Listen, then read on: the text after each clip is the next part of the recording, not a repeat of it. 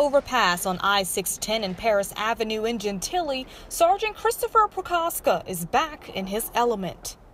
I've been skateboarding since I was 14 years old. I turned 45, so that puts me at about 31 years.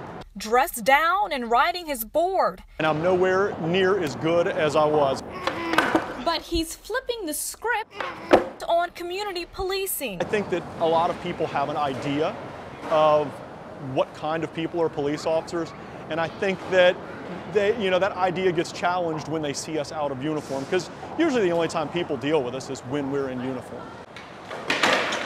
A few years ago, Sergeant Prochaska's tricks got him some attention, but it was his dedication to the city's first skate park that won him support from the skateboarding community. Every Saturday we do cleanup day here, we do work day. And one day, a guy in blue showed up and started sweeping up. There was, I think, a fair amount of skepticism on the part of a lot of the young skaters. Thinking, who's that guy? You know, he's probably some kind of a narc. I mean, he's probably here to find somebody smoking a funny cigarette or something like that.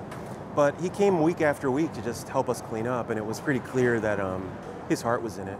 And even more clear that Prochaska would do everything possible to make the park a reality, park organizer Skylar Finn credits Sergeant Prochaska with getting the neighborhood on board. He would make a case for how good it was for the kids. You know, if there's anything that kids can do between 3 p.m. and 7 p.m., you can give them a place to be that's safe, it's well lit, it's positive, and it's pretty clear that he's on the side of the park and he's helped us a lot over time.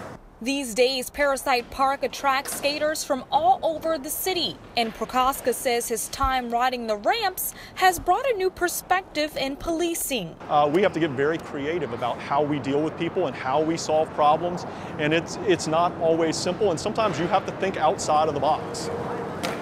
And in life. I mean, probably the biggest life lesson it taught me was that, you are your biggest competitor, and it taught me that, no matter how many times you fall, you get up and you keep trying. That's the way that you're successful.